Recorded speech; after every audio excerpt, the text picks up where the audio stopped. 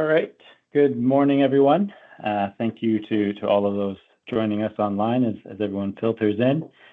Another CNIC webinar today, a really exciting topic and one that is very close to the CNIC's heart. It's actually one of our main pillars of discovery as we continue to grow the service offerings of the CNIC. We like to think of ourselves as a thought leader. And in order to do that, we have to certainly understand the challenges of the workforce. And thanks to Ontario Tech Talent, who Rachel and her team will tell you more about throughout the purpose of this presentation, have been integral in helping the CNIC really understand what that challenge looked like. So we undertook a couple of phases of the project. Again, I won't get into too many details, but in the isotope sector alone, we expect that nearly 33% of the workforce will need to increase in the next couple of years alone. I would say that's probably a low-end estimate, especially on the heels of what is looking like to be a nuclear renaissance. As we know, the role of CANDU reactors in medical isotope production has certainly increased, and with expectations of nuclear energy to help us meet our climate change targets, we can certainly expect that the opportunities for isotopes to increase, and therefore the need for skilled workers to help process, extract, research, develop new treatments, and all of those things will also increase. So today's presentation is really about the work that Rachel and her team are doing over at Ontario Tech Talent, and the opportunities that they see in working with CNIC members to further expand that work so that we don't end up in a situation where we don't have the talent and skilled workers necessary to really take grasp of what really is Ontario leading opportunity in isotopes. So with that, I am going to hand it over to Rachel Sumner, who will walk through some of the work that the Ontario Tech Talent and CNIC have done, and then hand it over to her team. Over to you, Rachel. Thank you. Thank you, Andrew, and good morning, everybody. We're thrilled to be with you this morning for this opportunity to update you on the work that we've achieved to date, and with thanks to all of you for your contributions to that, and to talk more excitingly, I think, even about the work ahead. And so I'm thrilled to be joined by two members of my team at Talent this morning for this hour together. Connor leads business development for Talent and is also responsible for our strategic partnerships. So that relationship we have with the CNIC that we're so deeply grateful for is led by Connor. And then also with us, we have Maverick, our Director of Workforce Analytics, who really is the subject matter expert on our skills intelligence engagements. And so Maverick, although not presenting officially any of the slides we're sharing with you this morning, certainly he is here to answer any questions you might have.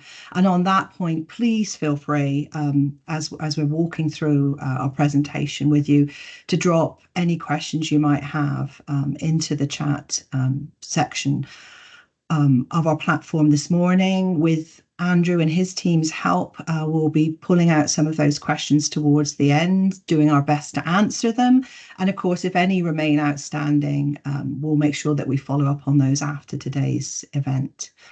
But our job this morning is, as I said, to update you on the work to date, talk a little bit about who we are and where we're going to be working together ahead to essentially build together a national workforce strategy for our nuclear isotope industry that, as Andrew said, is really going to see us positioned for success to realise on all of the opportunities that we are working towards every day together. But maybe I'll start with just a quick introduction about our organisation, Talent.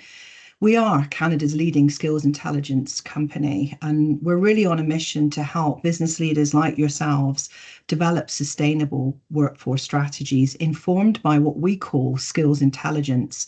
And we'll talk a little bit more about what that means in practice as we explore our slide deck with you this morning. But essentially, we're looking to equip you with intelligence that enables you to render more cost-effective and more equitable build, buy, borrow decisions around the skills and competencies you need. And when we say build, buy, or borrow, we're talking about building, meaning training. We're talking about buying, meaning hiring, and borrowing, meaning possibly contracting those skills and competencies in when it makes most sense to do so. So the work we do really puts you and your organizations in a stronger position in that regard. Next slide, please, Connor. Let's talk a little bit about what we've done so far together. And this is a multi-phased approach to building a national workforce strategy together. We came together, the CNIC and Talent, and it's unbelievable to think about the time that's passed since then, early last year, to develop an MOU, a Memorandum of Understanding, to embark on work together to complete a piece of preliminary research, a piece of preliminary skills intelligence work that would allow us collectively to understand what some of those key priorities are, what some of those really significant skills gaps are that the industry is experiencing right now, so that we can lean into that and think about how to best remediate together those specific skills gaps. We were thrilled with the opportunity to publish the findings of that, of the work of Maverick and his team in partnership with industry members who came forward so willingly and so generously to participate in that body of work. And those preliminary findings, and I hope you've all read them. If not, go straight to the CNIC website right now and download a copy of our Skills for Isotopes report. That was published in June of last year. And really, as I said, provided that high-level preliminary findings of the key skills gaps that were keeping us all up at night about our ability to deliver the work we need to do as an industry on time and on budget. It also set out some recommendations about next phases of work and how we're going to bring together the key stakeholders on both sides of our labour market in the nuclear isotope industry, both on the demand side, meaning employers, and then the supply side, meaning, for example, our post-secondary institutions, how best to align those so, as Andrew said, we can get ahead and ensure that we have the skilled workforce that's needed. And then really it set the table for what we're going to be doing next together with the CNIC, which is building towards this phase 2 body of work that we're about to embark on together. So, Connor, I wonder if you could move us on to the next slide so we can just put a fine point on the phases. So, phase 1, just to call it out, was the development of those preliminary skills intelligence findings, the report that was published in June of last year. If anybody actually wants to follow up on that in any way, please do reach out to Connor. He'd be happy to answer any questions and engage in any discussions around those findings, and certainly can bring Mav in as necessary if there are any technical questions about those findings. But that really was the beginnings of this work together. As you can see, and as I just spoke to briefly, this is multi-phase work. Phase 2 really now is a recognition of the fact that, as you may recall from those findings, there's a pretty low level of confidence around workforce planning within our nuclear isotope industry at this current time. Believe me, we work right across the energy sector, and this is not an isolated reality. Organizations right across the energy sector in Canada, in fact, globally, are struggling to build sustainable workforce plans right now. Some of that driven by the way in which their organizations are modernizing operating models, looking at AI and how that might change job roles, and a myriad of other factors that are really putting pressure on organizations to build robust, sustainable workforce plans.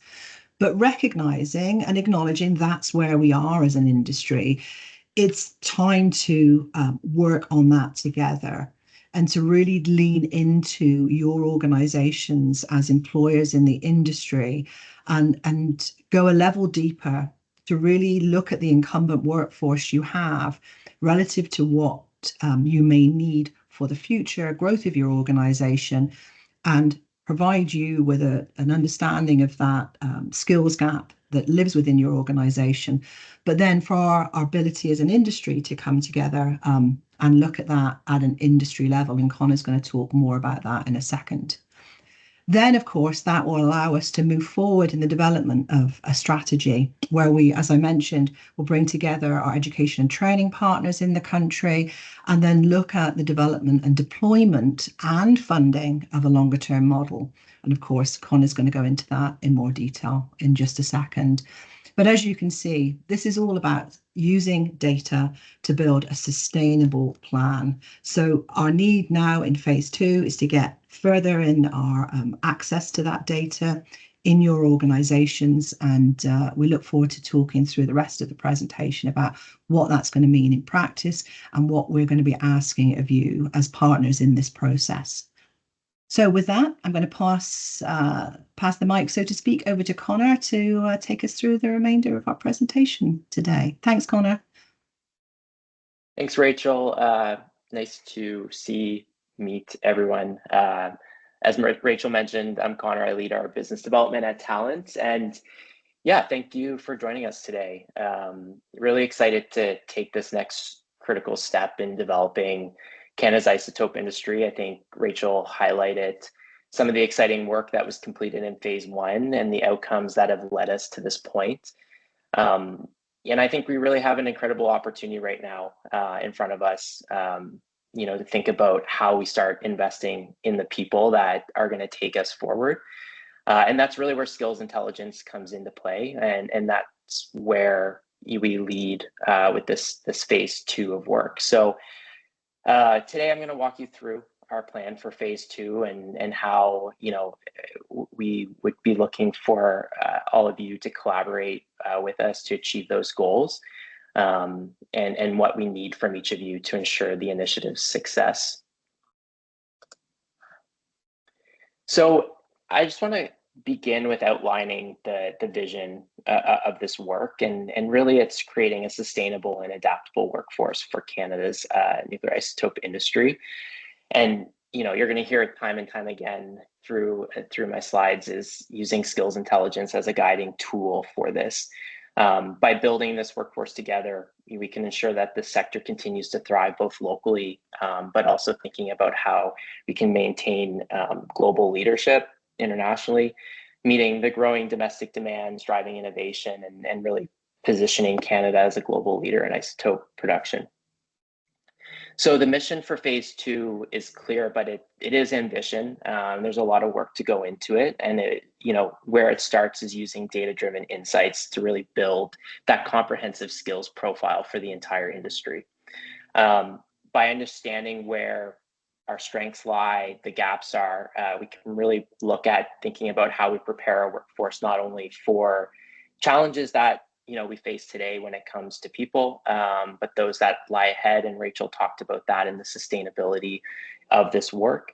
And this is really the driving force behind the mission for phase 2. So why skills intelligence?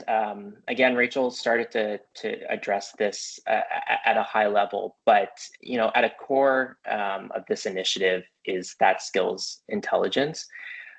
Skills intelligence is really about using real data to answer critical questions, for our workforce strategy. What skills does our workforce have today? What skills are we missing? And what do we need for tomorrow? And this kind of leads us to more than just trying to understand what job titles and qualifications are out there, but it's really truly understanding the competencies of our people, both from a supply and demand side. For CNIC members, this means having a clear and actionable roadmap for workforce development. As we take steps forward for this work, with this understanding, it can help us with things like reducing our hiring costs, improving retention rates. But I think more so, thinking about that build, buy, borrow strategy and having skills intelligence data at the core of that.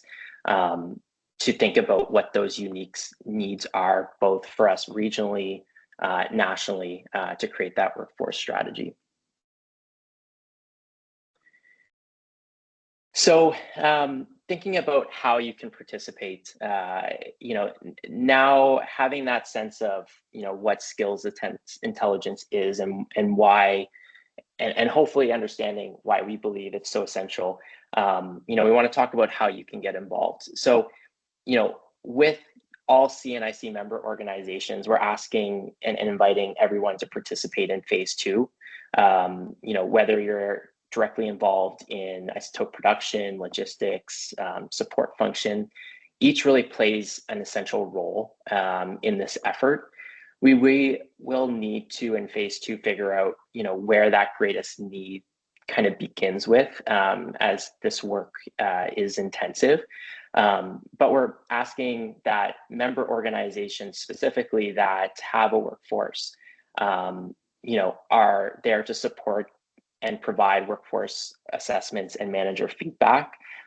Talent will come in and help work with you, and I'll talk a little bit about how we'll do that. But it really kind of at its core means providing that data around current teams, and starting to deep dive into what skills they have, where the strengths are, what the challenges are that they're facing. Those kind of 3 questions that I outlined in my previous slide. I think another critical aspect to this is, not just the participation of kind of providing and working with collecting that data, but I think getting buy-in, and some of you may be senior leaders on this call, some of you be managers, maybe some of you on this call are member organizations with different stakeholders, but having the backing of senior leadership for this work is critical to the success, given the comprehensive nature and the commitment at all levels of the organization that's needed to drive this work forward. So, participation will involve nominating representatives for assessments, ensuring that managers are actively involved in providing that feedback. And it's all about creating that collaborative industry-wide skills framework that we all can benefit from, but also your individual organization can benefit from.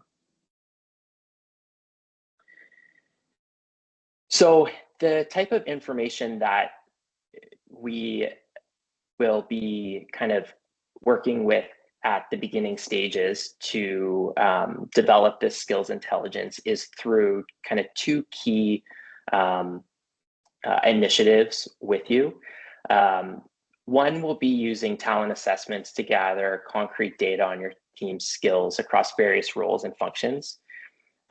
Talent builds these assessments and will come in, perform them, and make the process impactful, so that we're gathering data that is concrete, that helps us create a skills profile that allows us to identify what we have and what we need.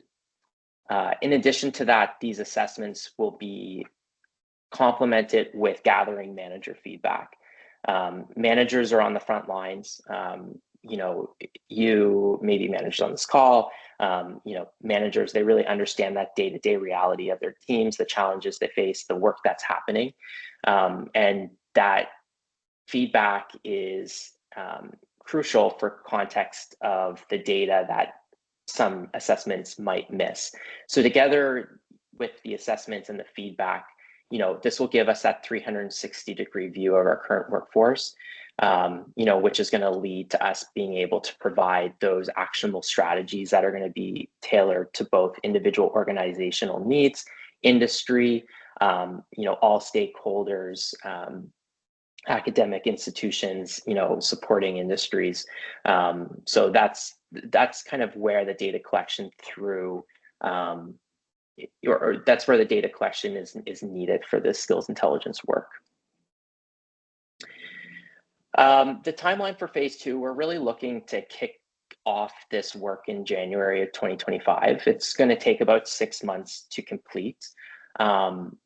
So over the next couple of months, we'll start engaging with each one of you to ensure we understand the organizations that want to be involved and that are willing to participate, and making sure that all of you understand how to support a smooth and timely kickoff. The first step in this 3 month period, we'll be conducting the workforce assessments and collecting that feedback, and that will go through till March. And apologize, I'm realizing I'm a year ahead here. See those as 2025. Once we have this data in that initial 3-month period, we'll move into the analysis phase.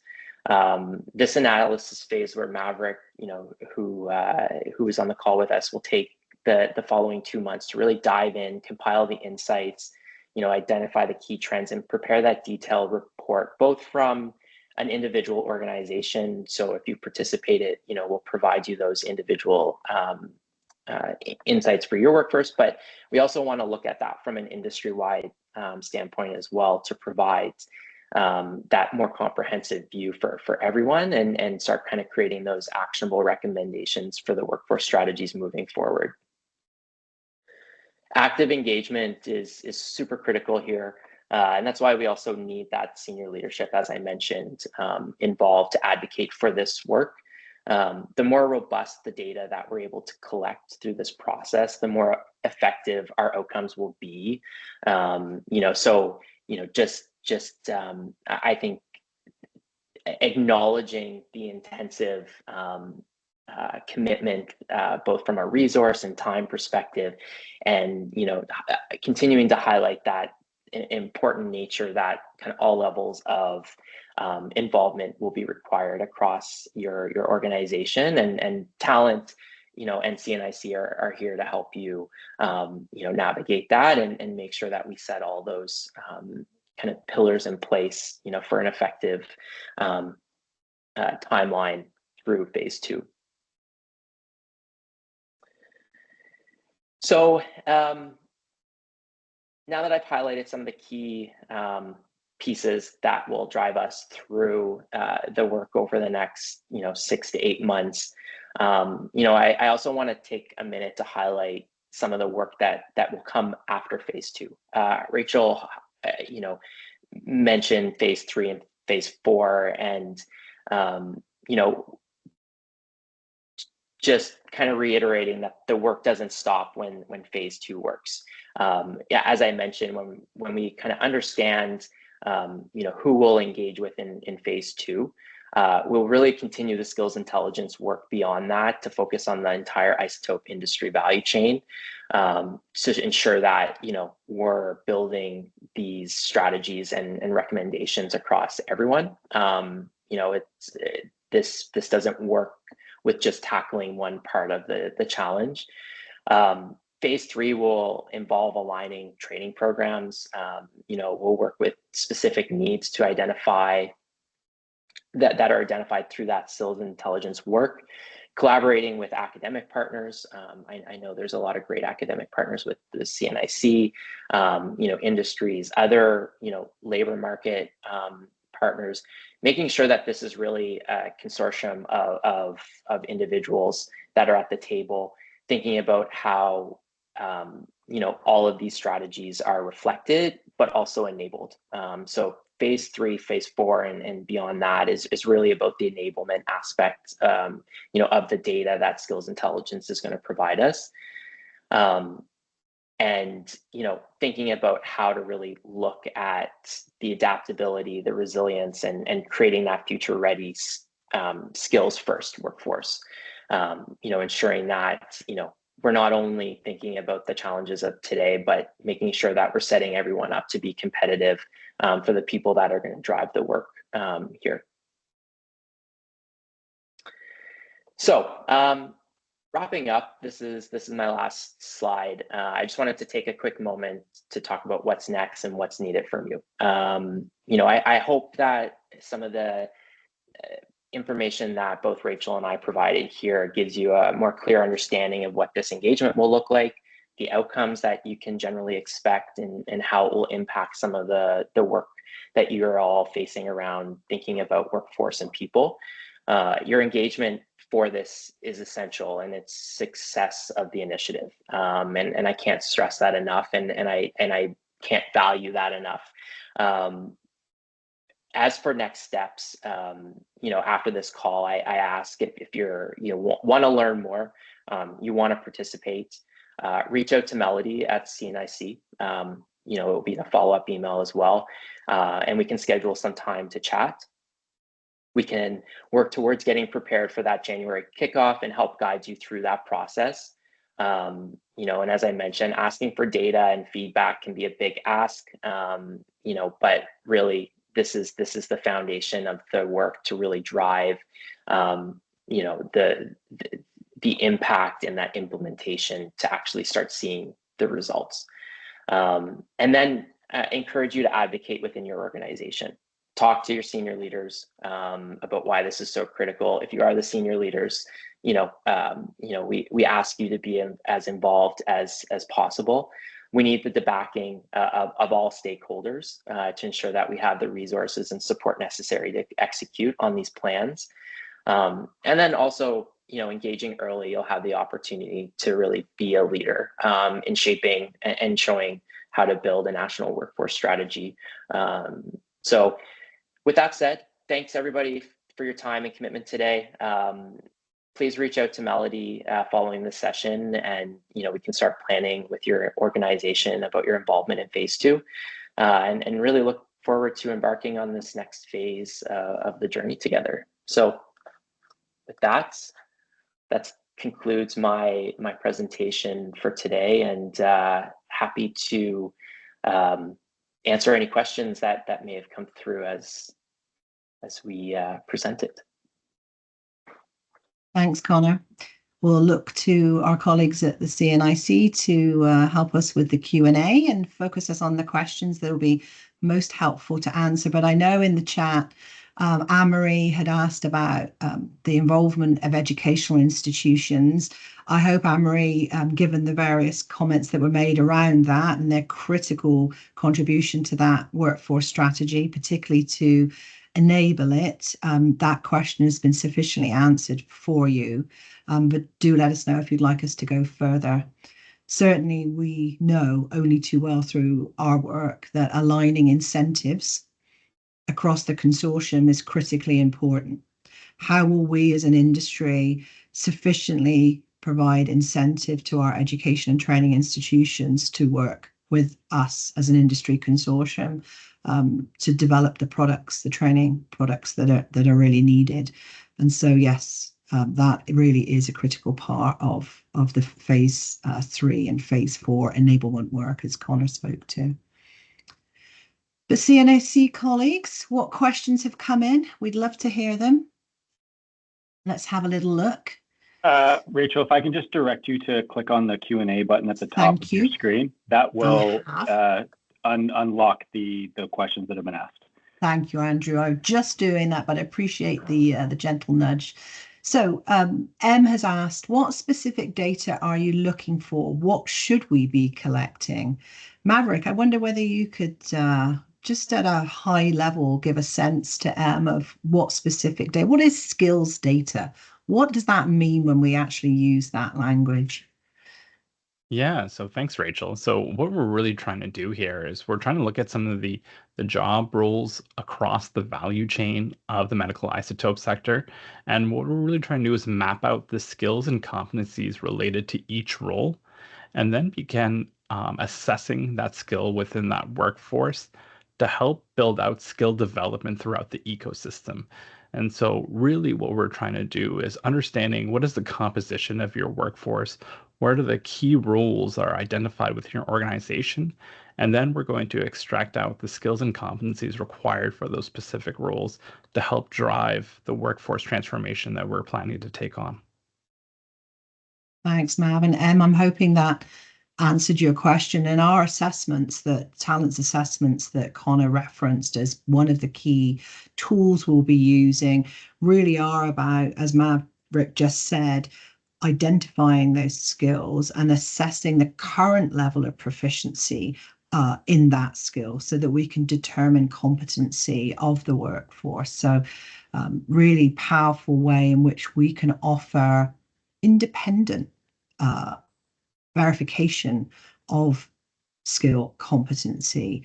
I think we'd all acknowledge, any of us that have been people managers, sometimes unfortunately, bias creeps in, whether we're self-assessing our own levels of skill and competency or that of our workforce, particularly if we're managing people who use skills that frankly don't live within our own area of expertise. Very hard to with accuracy assess that level of skill and competency.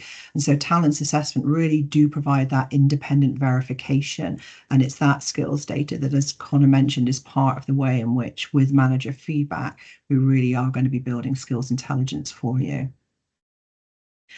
Dawn, thank you for your question. Dawn is asking about the First Nations and their involvement in this work. Dawn is mentioning that the First Nations close to OPG, Darlington and Pickering, the Mississaugas of Scugog Island, Hiawatha, Curve Lake and Alderville are active in workforce development in the energy sector. How are we going to plan for First Nations to be included? Connor, maybe I could ask you to respond to that. I have some thoughts on it I might add, but would love to hear your response to Don's question first on our behalf.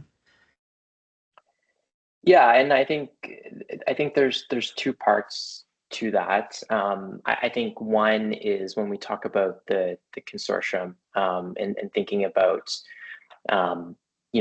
how the data that's uncovered from phase 2 is going to be actioned.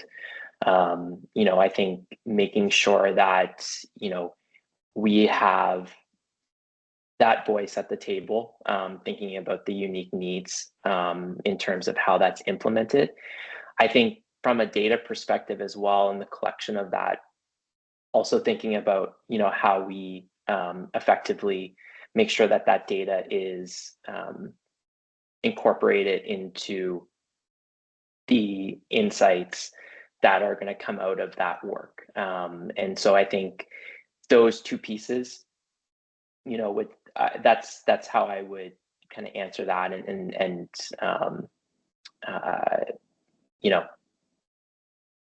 engage with First Nations being included in the next phases.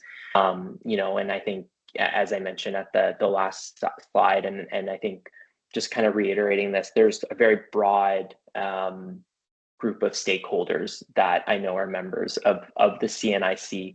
And I think the ask here was, somewhat confined or specific to workforce data collection in individual organizations. But as we kind of work towards that January kickoff date, making sure that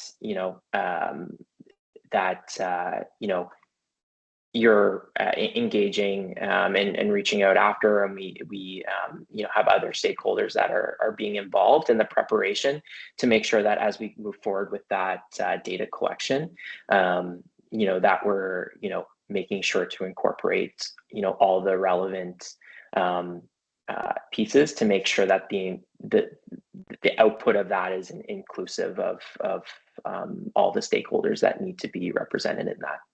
Rachel, did you want to add anything? Thanks, Connor. No, I think you've captured it beautifully. Dawn, certainly for us, as we think to Connor's point about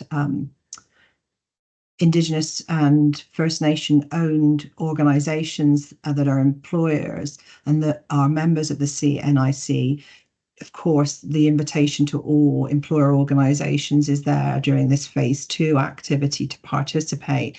I think maybe your question, Dawn, and forgive me if this is an assumption that's incorrect, is more about to Connor's point, the sharing of then the intelligence with those Indigenous and First Nation communities to make sure that as they're looking at workforce development, they're looking at the opportunities that are available to their communities in the nuclear isotope industry. And so that is absolutely, as Connor said, a planned and intentional activity within that likely third phase of work as we bring together all the stakeholders on the supply side. And by that, I mean the talent supply side, to think about where are we going to find the people. That is more of that buy strategy. How are we going to hire the people with the right skills? How do we open up those opportunities for all members of the communities, of every community in Canada? So, Don, I hope that went some way into answering the question, but if you'd like to discuss it further, as Connor said, please do reach out through Melody. Melody, thanks for putting Anne-Marie's question in there. I see there's been a like to it about a question about how will we engage with educational institutions. I'm hoping that was Anne-Marie's thumbs up and that we're good there. I'll go to Kush's question next. Thank you, Kush. What role are the key isotope producers, OPG and Bruce Power, playing in this exciting venture? It's a really great question, Kush. As Connor mentioned, certainly as large-scale employers, they actually represent a significant portion of the existing incumbent workforce in the nuclear isotope industry. So our ask of them is exactly the same as it is to every employer organization across CNIC's membership community, is to take a leadership position and get involved. If by bringing in the Bruce Power and OPG skills data alone, we will have pretty significant workforce penetration then in terms of looking at the industry as a whole. But equally, for organizations that may not be the size of OPG and Bruce Power that are members of the CNIC, you matter just as much. It may not be unfamiliar to you to hear that organizations outside of the utilities themselves are often concerned about the competitive challenge they face in recruiting talent with the skills and competencies they need because of the scale of OPG and Bruce Power. And so that point we make about cost efficiency and equity in developing workforce strategies really speaks to that. How do we equip our organizations right across the value chain in the industry with the intelligence to be able to buy, borrow, build the talent they need? So although absolutely we expect Bruce Power and OPG to be involved in this work, we need organizations of every size involved so that we can equip you all with the skills intelligence to win. Connor, anything you'd add about Bruce Power or OPG in addition to that?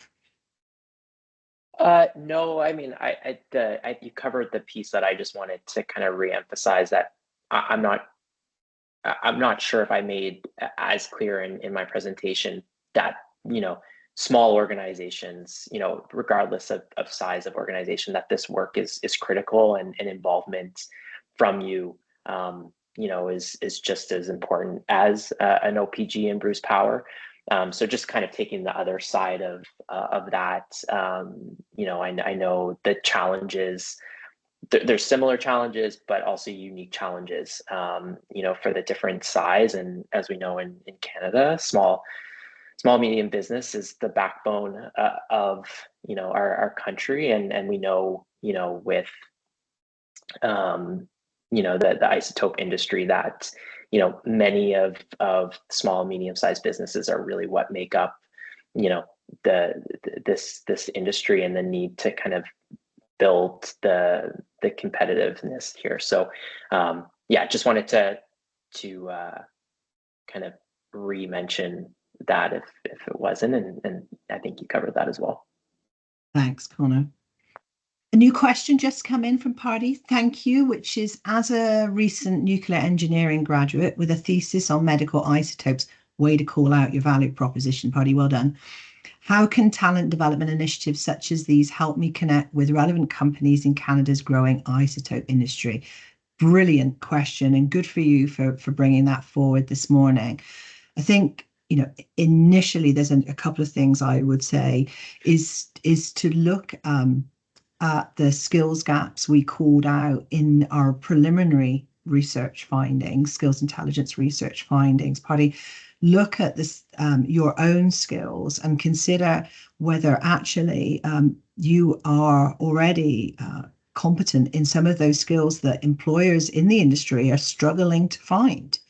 And if that is the case, I would strongly encourage you then to highlight those skills as you're looking to secure employment in the industry. And if looking at those skills, you realize you may need to take some additional time to develop some of those competencies yourself, that's a key way in which you can demonstrate your commitment to the industry, because you're reflecting back to it, that you understand the skills and competencies required, and you're willing to make that investment in building those skills and competencies. So I would say that opportunity is already, available to you through that preliminary piece of work. Coming up, though, and really probably more so in the work ahead through phase 2, is more insights about opportunities where employers in the industry parties will need to buy, meaning recruit talent. And that in itself will be a much clearer signal to individuals such as yourself about the roles that are going to either be, posted within the next year or more, or frankly, the roles that will become available down the line in the years ahead. And so part of this work is to provide individuals such as yourself with an understanding of where the opportunities will lie, both at an organizational level, at an industry level, and frankly, at a skills level. So we absolutely anticipate that the work we're doing with industry, with the CNIC, is going to be really helpful to individuals such as yourself. Connor, Maverick, anything else you would suggest to individuals who are looking to secure employment in the industry right now? No, I mean, I think, just to echo what you said, and I think, just from a, very tactical approach, I think making sure that taking advantage of all the opportunities, and I know that's easy said, and I know that that's kind of what we're trying to solve here, but no, I think everything that you mentioned is really the kind of first step there, and I think making sure that staying in touch with these types of engagements, and understanding the opportunities that are kind of coming out of these, is where I would put my answer, and putting yourself out there like you did in the chat, hiring managers on the call. You've got some talent here, so yeah, agree. Right, we have another question from Kate. Kate, thanks for your question. How can higher education institutions better support phase 2, especially as academic programs evolve to engage more proactively with industry needs and workforce demands?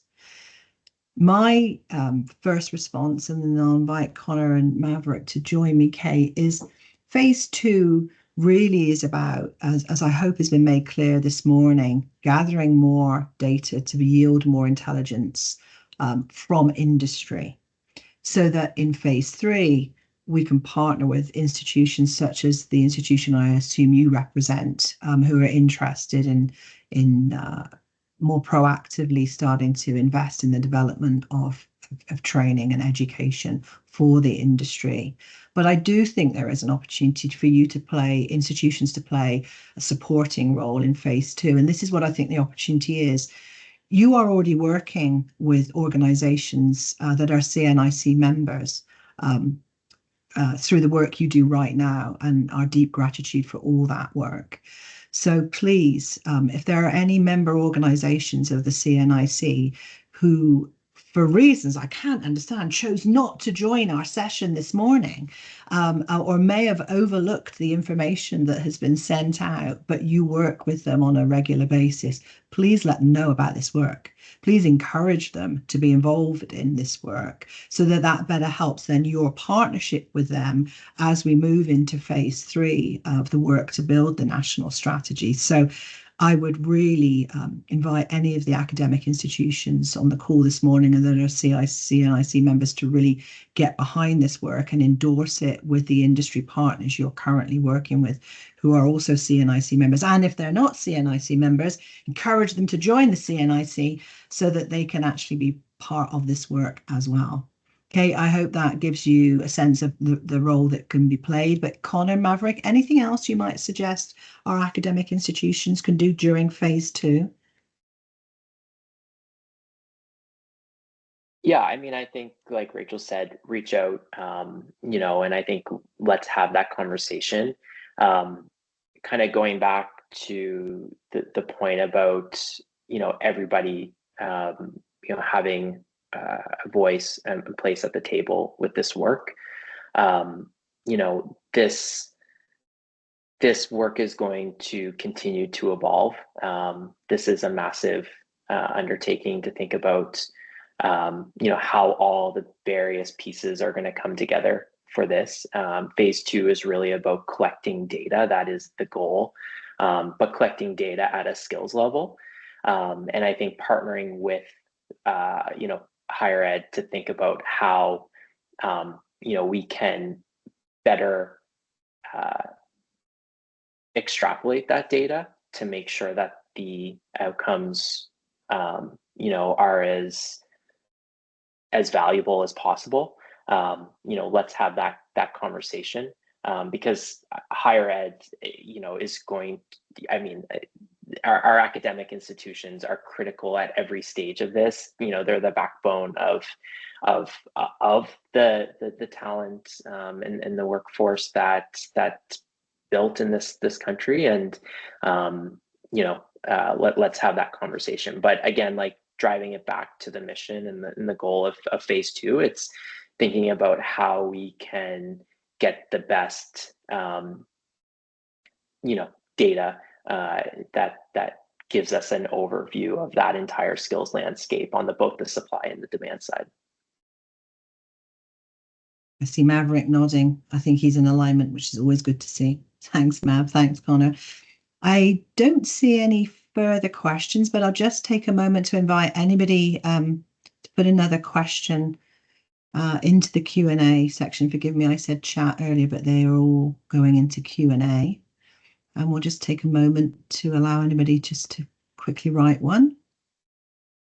While we're doing that, I also wanted to call out if anybody is interested more in the work more broadly, or just intrigued about skills intelligence. Maybe that is a new approach to workforce planning and development that you've not heard of before. Thrilled to share that I had the opportunity to talk about it with James Skonyak on the CNIC's Isotopes for Hope podcast. Melody very kindly said she was going to drop into the chat the link to the podcast, which, if you haven't seen as well, is part of the new series of podcasts from the CNIC and called Isotopes for Hope. So if you would like to better understand what we mean when we're talking about skills intelligence and how it can help us all build sustainable workforce strategies, maybe take a cup of coffee and listen to James and I talk about that. And certainly, if you have others in your organization who want to learn more, feel free to share that with them, hoping it will answer some of the bigger questions, more strategic questions about why we in the CNIC are so excited about doing this work together and the impact it's going to have for us all. Thanks, Melody, for dropping that in the chat. I see we have another questions come in from Jared. As an MD PhD student who wants to pursue residency in nuclear medicine, I found that most students don't even know radiopharm is a field. Oh yeah, I hear that a lot too, Jared. Or think about nuclear as an industry. What ways are you looking at to raise awareness amongst students, and especially those with relevant education? Thanks, Jared. I mean, if I may, I think that really is going to be part of the work Connor was just speaking about in terms of engaging with our academic institutions in a supporting role in phase 2, and then a more active role in phase 3 as we look at how do we address the skills gaps and drive forward with strategies, cost-effective, equitable strategies. But your point around awareness is a really important one. Looking to raise awareness of all the opportunities across the nuclear industry, with isotopes being a part of that. is something that stakeholders in the industry have really got top of mind. And frankly, a lot of work even going into what we call the early talent pipeline. How are we getting into our high schools in Canada as well, and supporting younger even people think about opportunities in the nuclear industry? There will be some consideration of that related to the later phases of our work with the CNIC. But if you have any suggestions about how to do that, we'd love to hear from you as well. So please do reach out via Melody, and certainly organisations like NOYGN. Connor's doing a piece of work with them this month. Connor, maybe you want to just talk about that as an awareness building opportunity for students to learn more about the nuclear industry. Yeah, I mean, I think I always get the letters mixed up here. It's the NA North America Young Generation in Nuclear Conference happening in a couple weeks, I believe. I believe they've sold out of student tickets, but they're a great organization. They have a couple chapters here in Ontario and across the country, that are really driving that network and opportunity for our early talent pipeline to get into nuclear. So check them out. North America Young Generation in Nuclear, great organization. And if you have questions, you want the connection to them, please reach out. I'm happy to connect you. Yeah, thanks, Connor. I think the other thing I would say, Jared, as well, is talent is actively exploring the ways in which other countries globally are doing this work. For example, Connor and I met with representatives in the UK who are leading on the destination nuclear strategy in the UK, which is a consortium model, just like the one we're proposing to build here with through our partnership with the CNIC, where industry came together to fund a whole range of activities to really increase awareness across a variety of different channels of potential talent supply, including students. So certainly know that we are looking to take the learnings from other countries who are doing this kind of work and doing it well, and see which of those is relevant in Canada, and that will inform that phase 3 work and future phases that we embark on across the consortium. But great question, Brad. I'm really grateful for you posing it. Another one in. We're doing well this morning. Thanks for all the questions from Ross. Are there any efforts to promote the roles of skilled trades in the industry as a viable and profitable, I love that you called that out, Ross, alternative to academic career routes?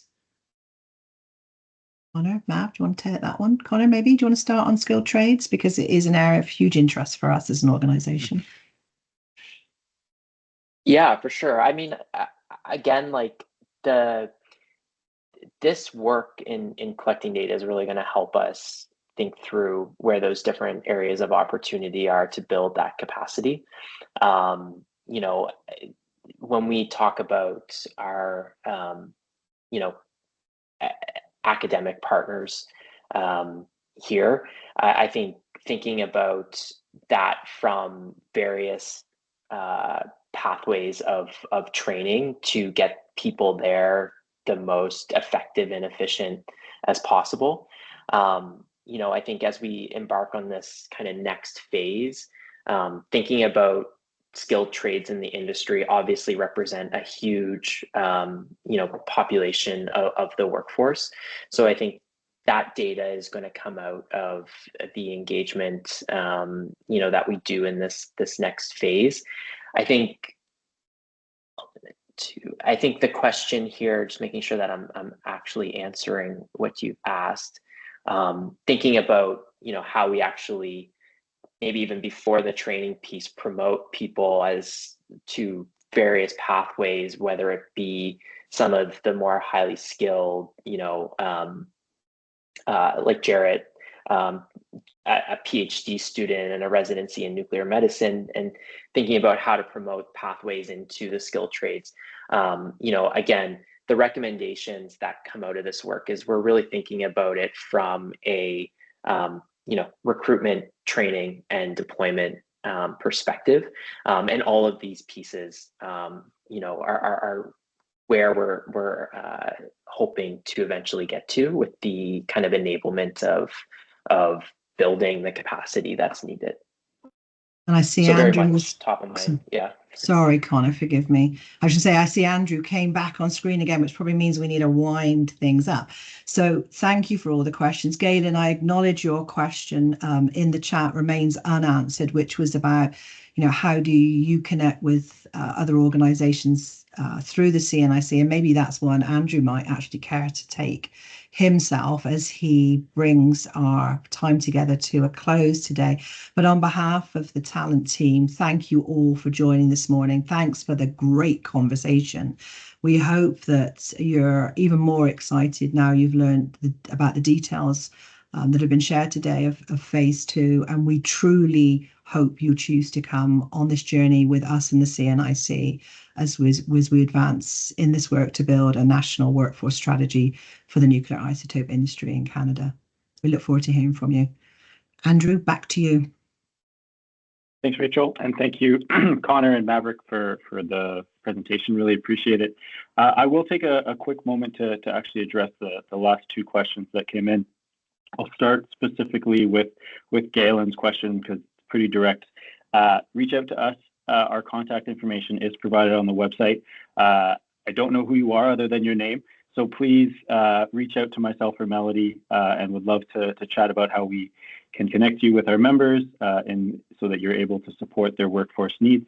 And obviously, maybe there's an opportunity for you and your team to become a member as well. The other one that I will address is the actual last one that was asked to Connor, and that's specifically around skilled trades.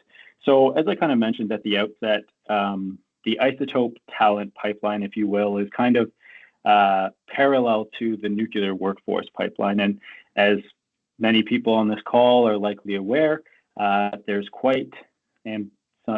really quite ambitious plans, for the nuclear potential new builds, refurbishment programs going on, and a lot of those jobs are specifically related to the skilled trade. So the CNIC as one organization obviously is very much focused on kind of the medical isotopes and other applications of isotopes from that talent-wide side.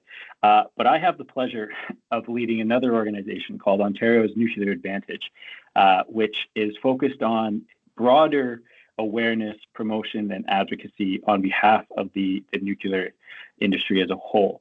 So that is a venue, if you will, for dissemination of information, both from a social media perspective, but also events and awareness raising that I would encourage you to get involved with to help amplify our message. And maybe perhaps as a little bit of a tease, the ONA has been a little bit quiet over the last 6 to 12 months, getting ready to launch what will be a new revamped campaign to really tackle, again, this skills challenge as one arm, but also the forthcoming energy transition as we continue to try and provide clean electricity, clean electrons to the grid, which is now hand in hand producing isotopes. So a lot of really exciting things from both organizations. So I would be happy to connect you with them as well. Lastly, I'll just close the event. Again, thank you to everyone for joining us. We do have a couple of CNIC related things on the horizon. After this webinar, and not immediately after, I'm not hopping on a plane today, but next week, the CNIC will be traveling to Hamburg. So if you are potentially at the European Association of Nuclear Medicine Conference, please let us know. The CNIC, with our partners, the Canadian Medical Isotope Ecosystem and OCNI, will actually be hosting a series of workshops at the event detailing specifically some of the research and development that's happening in this space, thanks to the CMIEDF, but also the role of the broader nuclear supply chain in isotope production, the role of our CANDU reactors here in Ontario, and the critical role that they're really playing in making sure that we have a reliable, redundant, and supply of isotopes moving forward. And lastly, just a awareness thing for everyone on the call as well. There is a international campaign known as the Ray of Hope, which is Cancer Care for All. So on Thursday, November 7th. I had to read the date because I don't remember the date. The CNIC, in partnership with the IAEA, which I think everyone on this call knows them as an international organization, will be talking about this very important initiative that they're undertaking to make sure that essentially patients all around the world have access to the medical isotopes and treatments that they need. And the CNIC and IAEA are now working together to make sure that all levels of government in Canada are aware of this initiative.